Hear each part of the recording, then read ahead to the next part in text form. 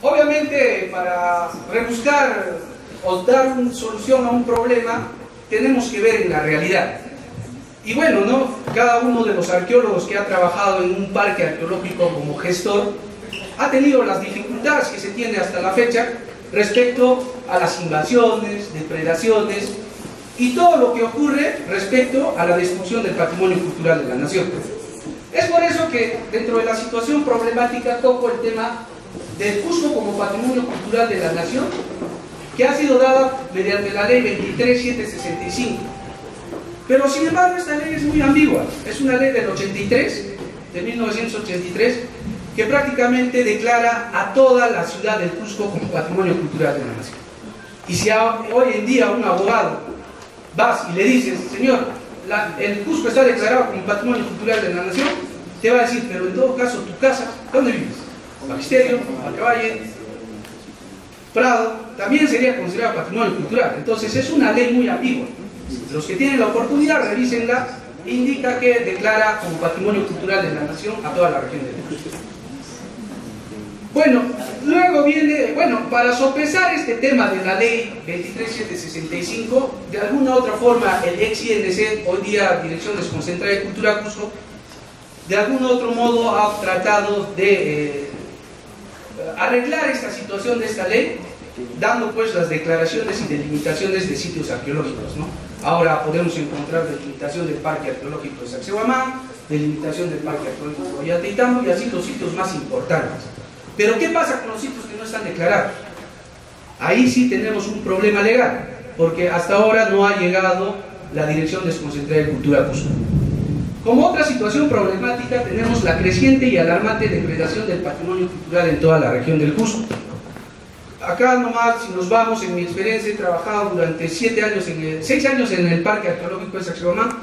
Acá veo colegas conocidos que hemos cumplido la misma labor de ir de inspectores en los parques arqueológicos para ver pues que el asentamiento de poblaciones extrañas al lugar se asienten en el espacio.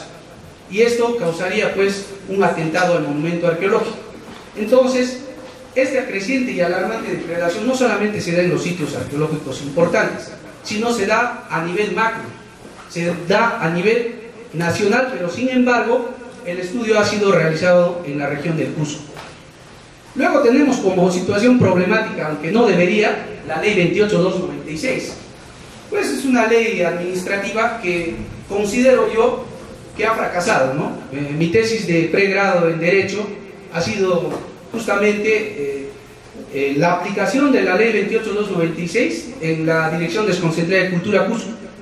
Se ha estudiado muy bien esta ley y a pesar que esta ley administrativa, que es la Ley General del Patrimonio Cultural de la Nación, prácticamente ha fracasado. ¿Por qué? En su artículo 22.1 indica de que toda obra nueva o privada, de edificación nueva, construcción, remodelación, acondicionamiento, necesitaría pues la autorización previa. Bueno, aunque con la ley de simplificación se ha quitado ese término previo, entonces sería la autorización del Ministerio de Cultura. Pero, ¿qué pasa, no? Nadie hace caso omiso. Ahora, ¿qué nos dice el artículo 49 de esta ley? Hay sanciones para los que incurren en infracciones administrativas. ¿Y qué va pasando? Se lleva un proceso administrativo sancionador, sin embargo se llega a una resolución final, pero a la larga no sale una ejecución coactiva. No sé si funcionarios de la Dirección de Cultura se encuentran presentes para preguntarles si ya tienen su ejecutor coactivo, porque en los 12 años que he trabajado en la Dirección de Cultura han salido resoluciones de demolición, pero que sin embargo nunca se han ejecutado. Entonces, esta ley 28296 ya quedaría obsoleta para lo que ha sido creada, para la protección del patrimonio cultural de la nación. Y bueno, otro problema también que he enmarcado dentro del estudio es el título octavo del artículo 226 del Código Penal. Este es el título que habla específicamente contra los atentados contra monumentos arqueológicos. Y nos indica, ¿no?, el que se asienta, depreda o excava dentro de un monumento arqueológico, la pena privativa es no menor de 3 ni mayor a 6 años. Pero que sin embargo, ¿qué va pasando? A lo largo de mi experiencia profesional me ha tocado estar en ambos lados de la calle, trabajar para el ente cultural y después como abogado litigando, defendiendo a los supuestos que cometieron el ilícito penal. Pero sin embargo también no hay una sanción ejemplar. ¿Por qué? Porque obviamente en el derecho se presume la inocencia hasta que se compruebe lo contrario, y por lo general pues hay una deficiencia en la defensa del Estado, ¿no?, por parte de la Procuraduría Pública del Ministerio de Cultura, en todos los procesos penales, les digo. Bueno, claro, algunos se gana, algunos se pierde, como todo. Y bueno, dentro del problema también, o la situación problemática, se ha tocado el tema en sí, porque es parte del problema y parte de la solución, que es la flagrancia y el proceso inmediato. ¿Sí podemos seguir, por favor? Y como problema general nos hemos puesto la siguiente interrogante: ¿cuáles son las razones por las que el Ministerio Público del Distrito Fiscal de Cusco no incoó el proceso inmediato existiendo flagrancia en los delitos contra el patrimonio cultural de la nación?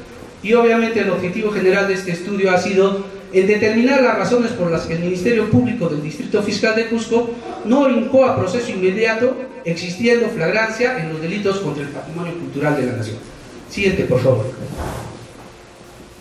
Siguiente. Bien, un poco ya para entrar al tema, materia de debate. La flagrancia es una figura procesal muy antigua. Si hablamos de sus antecedentes, tenemos pues el Código de Hammurabi, que cuando se cometía un delito en flagrancia, cuando se le encontraba con las manos en la masa, la sanción era inmediata, consistía en la amputación de los miembros, expulsión de la comunidad y hasta inclusive la muerte. Entonces no había un previo proceso, lo que se conoce como hoy el debido proceso. También tenemos como antecedente en la India el Código de Manu, que también sancionaba pues los delitos de inmediato. Era capturado y inmediatamente el castigo era de la expulsión de la comunidad. Asimismo, en tiempos romanos, el pretor podía capturar al que estaba cometiendo el delito sin un mandato judicial, ¿no?, lo que hoy en día también está establecido en el Código Procesal Penal, artículo 259, que la Policía Nacional del Perú te puede detener en flagrante delito sin un mandato judicial por el lapso de 48 horas. ¿Y por qué decimos eso? Porque la flagrancia es una situación en que la persona es descubierta mientras comete el hecho delictivo. O sea, con las manos en la masa prácticamente. Y más adelante lo voy a dar en un ejemplo de un delito que se comete contra el patrimonio cultural de la nación, para ejemplificar mejor las cosas.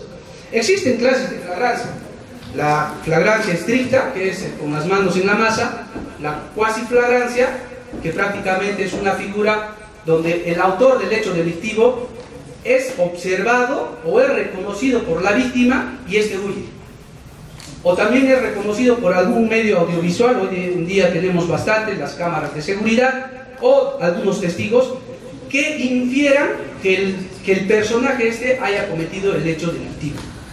Y también existe la cuasiflagrancia, que es cuando el sujeto que ha cometido el ilícito es capturado dentro de las 24 horas. Siguiente, por favor. Bueno, es lo que les he explicado. Ahí podemos ver, ¿no?, la inspección que se hace la policía. De inmediato es puesto en custodia el que ha cometido el ilícito, y prácticamente el fiscal encargado tiene que informar al juez de investigación preparatoria que se ha cometido un ilícito en flagrante delito. Siguiente, por favor. Bien, dentro de los delitos del patrimonio cultural de la nación como antecedente, tenemos de que en los códigos del 63 y del 94, en los códigos penales, prácticamente no estaban considerados. era delito nada más el aseo y el ornato público, ¿no? El que se iba contra el ornato público, destrozaba las calles, solamente eso, no le tomaban una atención debida a lo que respecta al patrimonio cultural. Ya recién con la dación del Código de 1991 es donde se considera pues el artículo 226 del Código Penal, que nos indica pues que el bien jurídico protegido va a ser informado por todo el legado histórico. Todo el patrimonio cultural de la nación es el bien jurídico protegido en este tipo de delitos. El sujeto activo va a ser cualquier persona, organización o funcionario público. La organización criminal o el funcionario público prácticamente va a ser un agravante de este delito. Si tú eres funcionario público o actúas en mención a una organización criminal, la pena va a ser la más alta, ¿no? Que les indiqué al inicio, que era de 6 años. Y el sujeto pasivo, obviamente, el Estado, que representa o que el patrimonio cultural pertenece a todas las personas, entonces en su conjunto, a todos nosotros. Y bueno, la modalidad típica que les dije al inicio, el artículo 226, y en muchos casos que se han estudiado, para esta investigación se han estudiado 25 carpetas fiscales con sus debidos expedientes, y en ninguno de estos pues el fiscal a cargo de la carpeta fiscal ha incoado un proceso inmediato, a pesar de que las condiciones daban para que se someta a un proceso inmediato. Siguiente, por favor. Bien, esta es prácticamente la actuación tanto del personal de la Dirección Desconcentrada de Cultura Cusco y posteriormente la actuación del Ministerio. ¿Qué se hace, no? Hay una remoción de suelos en el Parque Arqueológico de Sacsayhuamán. Primero, identificación del delito dentro del área delimitada y declarada como patrimonio. Tenemos la declaración del Parque Arqueológico de Sacsayhuamán, su delimitación en 2.997 hectáreas, entonces esa cualidad ya cumpliría. Contacto con el agente del delito para indicarle que la acción que está cometiendo deviene en un delito al patrimonio cultural de la nación. Obviamente el inspector de cultura va y le informa: señor, usted está cometiendo un delito porque está dentro de un área declarada como monumento arqueológico, por ende su accionar es un delito. Se levanta un acta de verificación.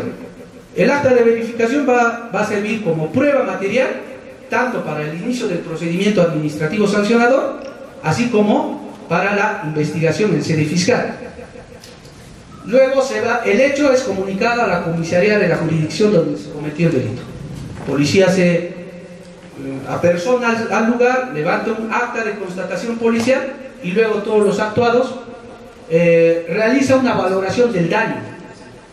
Pero acá dirán, no, el policía no sabe de la valorización del daño, porque obviamente no es especialista en el tema.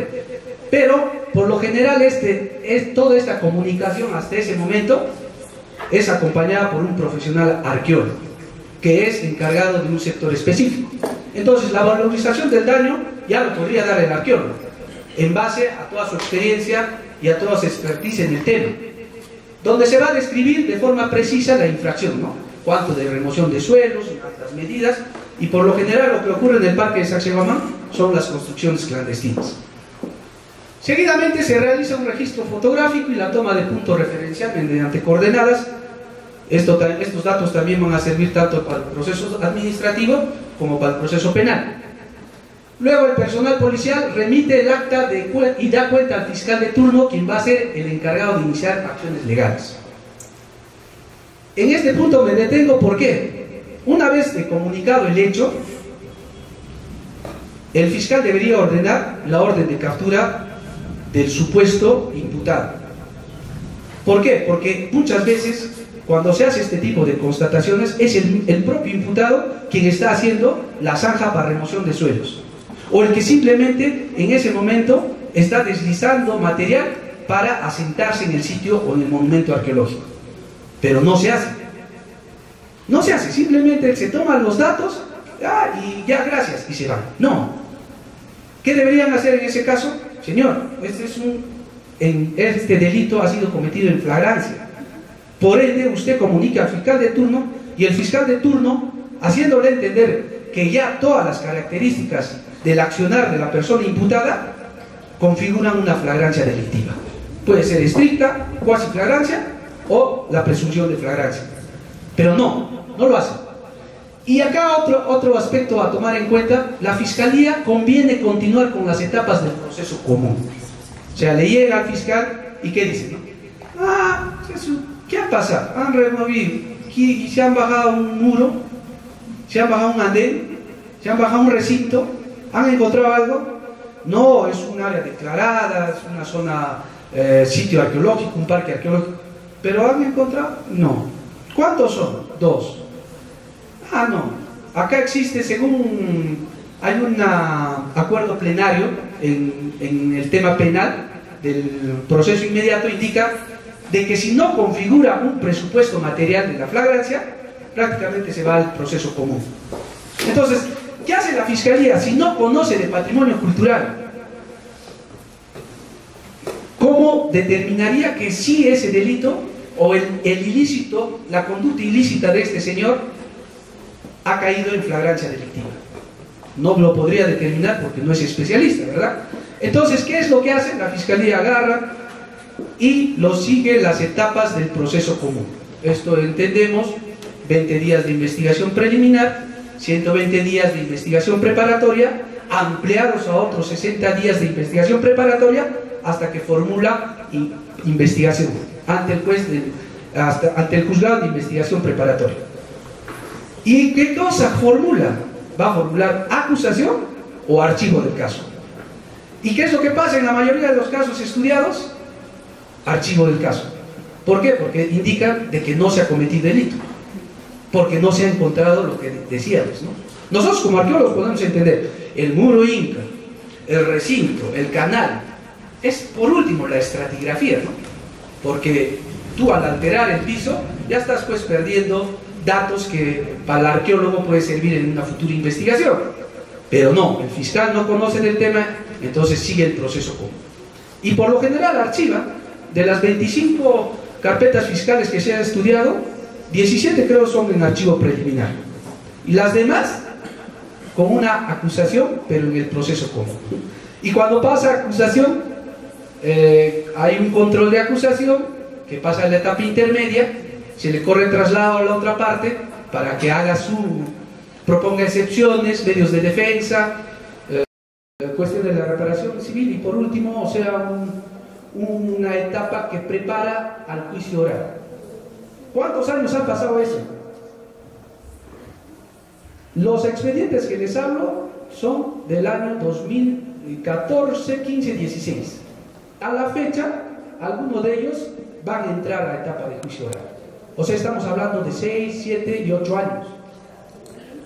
Entonces no hay una respuesta inmediata. Y por eso que el poblador prácticamente hace caso omiso al tema de protección del patrimonio cultural de la nación.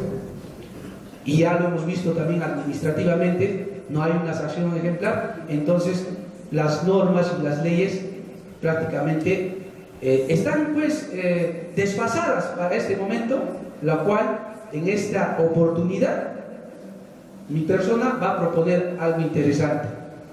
Entonces, como les indiqué, la Fiscalía va a convenir en la acusación o en archivo.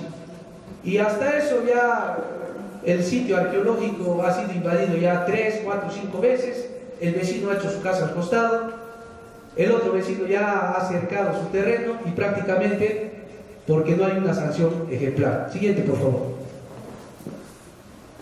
Bien, este es el artículo 259 del Código Procesal Penal y voy a dar todos los puntos y lo voy a hacer una comparación o una simbiosis respecto a lo que ocurre en la realidad. El agente es descubierto en la realización del hecho punible. Como les indiqué, ¿no? Va el arqueólogo, inspector de un sector y determina el daño. Señor, usted está haciendo y es ilícito. ¿Se cumple? Sí se cumple, ¿no? El agente es descubierto en la realización de un hecho punible. El agente acaba de cometer el hecho y es descubierto. Obviamente vas y lo descubres. Comunicas a la policía y la policía tiene que venir y dar cuenta a la fiscalía de turno, y la fiscalía de turno de qué debería hacer: aprender al imputado, ¿no? 48 horas de detención preliminar y luego solicitar una incoación de proceso inmediato, una acusación directa, pero no lo hace. El agente ha huido y ha sido identificado durante o inmediatamente después de la perpetración del hecho punible, sea por el agraviado o por otra persona que haya presenciado el hecho, o por medio audiovisual, dispositivo o equipo con cuya tecnología se haya registrado su imagen y encontrado dentro de las 24 horas. ¿Qué más prueba que las primeras, que ya ha sido identificado el sujeto en la comisión del hecho ilícito? ¿Qué más prueba de identificar que el señor estaba con una motorniveladora haciendo destrozos al patrimonio cultural? Y no solo eso, ¿no? Está identificado, pero la norma te permite que con un medio audiovisual, ya, ahora, estás amenazando arqueólogo, agarra una cámara fotográfica, ahora los celulares vienen y firma el hecho, ¿no? Identifícalo y comunica esto a la policía. Y la policía está en la obligación que dentro de 24 horas producido el hecho, puedan ir y hacer pues una intervención al sujeto que ha cometido el hecho. El agente es encontrado dentro de las 24 horas después de la perpetración del delito con efectos o instrumentos procedentes de aquel o que hubieran sido empleados. Hay hecho remoción de una zanja para una apertura. Y mi casa, vayamos a la comunidad de Guayarcoche. Hago mi casa que está adentro, pero quiero pues la pistita porque me genera negocio. Entonces voy, la comunidad me da el terrenito, hago toda la zanja, me voy a mi casa, pero hay testigos. Entonces, al momento de poder hacer la intervención policial, se debe encontrar con todas las herramientas que ha utilizado para hacer la remoción de suelos. Entonces, con todo esto, lo que nos indica el artículo 259 del nuevo Código Procesal Penal, estaríamos pues ante la figura de la flagrancia, y en todas las actuaciones de delitos cometidos contra el patrimonio cultural de la nación, todos deberían ser configuradas como flagrancia delictiva. Siempre. Y bien, el proceso inmediato, que no es otra cosa que un proceso especial de simplificación procesal. Yo sé que no todos en esta sala, pero la mayoría hemos tenido algún proceso penal, sabemos cuánto dura, cuánto demora, que hay que esperar las ganas del fiscal, las investigaciones son largas, como les he indicado, los plazos, que en un proceso se puede prolongar hasta 6, 7 años. Pero con este proceso inmediato, que es una innovación del nuevo Código Procesal Penal, que no es tan nuevo, ¿no? El 2004, ¿sí? Código Procesal Penal, que nos pone esta figura de proceso inmediato. Este proceso inmediato va a sancionar así al infractor o al que ha cometido el ilícito penal. ¿Por qué? Comunica a la fiscalía, el fiscal en 24 horas está en la obligación de presentar una acusación directa al juez de investigación preparatoria.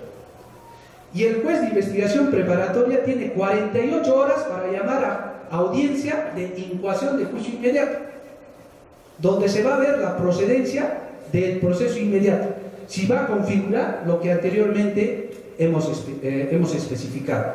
Si configura todo ello, obviamente va a pasar a juicio inmediato. Entonces tendríamos una sanción en menos de un mes, en días. ¿Y qué pasaría si tendríamos una sanción en días, a ver, al que comete una infracción al patrimonio cultural de la nación? Mitigaríamos el daño porque estaríamos dando ya un mensaje a la población de que si esa persona va a atentar contra algún monumento arqueológico, prácticamente va a ser sancionado penalmente. Pero efectivamente, no solamente en palabras. Tantas denuncias se hacen, tantos procesos administrativos, que no hemos llegado a una sanción ejemplar. Veamos nomás lo que ha pasado en el Sheraton, ¿no? Sí, hay ¿qué han hecho? Claro, obviamente, ¿no? Como toda institución pública estamos plagados de corrupción y todo el tema, pero sin embargo, si hubieran aplicado este tema del proceso inmediato, los responsables, quién sabe, inclusive por la agravante de que se ha encontrado destrucción sin evidencia material, prácticamente estarían en la cárcel o con una prisión preventiva mínima, pero no, han seguido un proceso administrativo, luego algunos de ellos han sido sancionados, ¿no? Bueno, eso es otra historia. Pero si hubieran aplicado esta lógica y lo que se está proponiendo el día de hoy, prácticamente las sanciones serían más ejemplares. Siguiente, por favor. Y bien, no, como conclusión, bueno, la investigación ha traído varias conclusiones y recomendaciones, pero para el día de hoy, por un tema de simplificación en las exposiciones, ya que el día de ayer terminamos un poco tarde, llegué a la conclusión de que las razones por las que el Ministerio Público del Distrito Judicial de Cusco no incoó el proceso inmediato, existiendo flagrancia en los delitos contra el patrimonio cultural de la nación, es debido a la falta de personal especialista y una fiscalía especializada en comisión de este tipo de delitos. No tenemos una fiscalía. ¿Por qué para medio ambiente se ha creado y por qué para cultura no en la región del Cusco? Entonces, lo que se propone, que urge la creación de una fiscalía especializada en delitos contra el patrimonio cultural en la región del Cusco, y dicho sea de paso, como anexo a esta investigación, y bueno, los colegios profesionales tienen esa capacidad de proponer propuestas legislativas ante el Congreso de la República. El proyecto de ley ya está dentro de los anexos de la investigación para que pues la región del Cusco, así como se han creado las fiscalías especializadas en delitos de medio ambiente, ya pues se cree la fiscalía especializada en delitos contra el patrimonio cultural de la nación en la región del Cusco. Muchas gracias.